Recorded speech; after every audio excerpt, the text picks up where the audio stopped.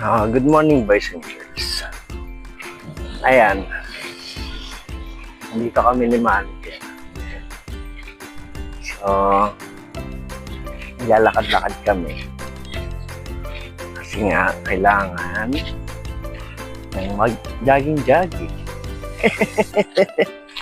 Walking-walking. Kailangan nyo mag-walking-walking para maalala ng muscle na yung kanliwang parte ng katawan niya na gumagalaw pala siya. Ha? Kita mo kanan. Kanan nga. Kailangan malala nung kanang bahagi ng katawan niya na naigagalaw siya. Yun ang logic kung bakit kailangan dapat naglalakad-lakad siya. So, dapat ginagalaw-galaw niya lahat.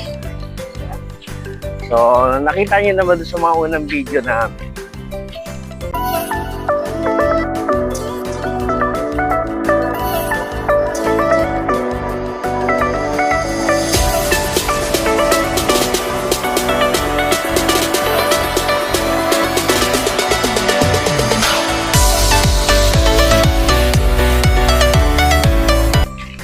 Kapag nung nag-jogging kami nun, unang best namin nag-jogging nung lumabas siya ng hospital, siguro mga 2 days na nag-walking kami, dala pa namin yung kanyang wheels.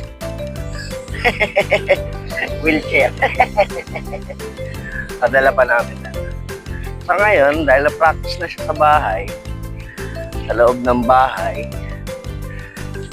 naglalakad na siya mula doon sa kanyang upuan sa loob papunta doon sa upuan niya sa may barber shop. Ayan. Ayan.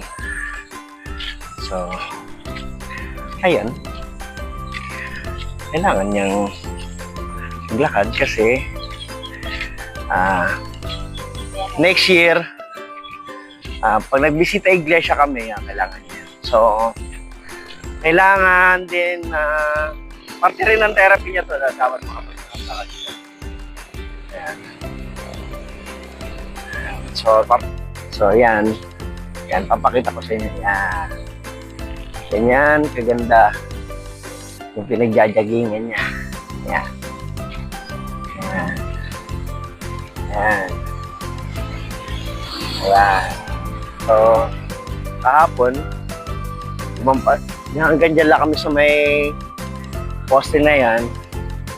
Ngayon, ang objectives parating dun sa pangalawang poste sa may tricycle.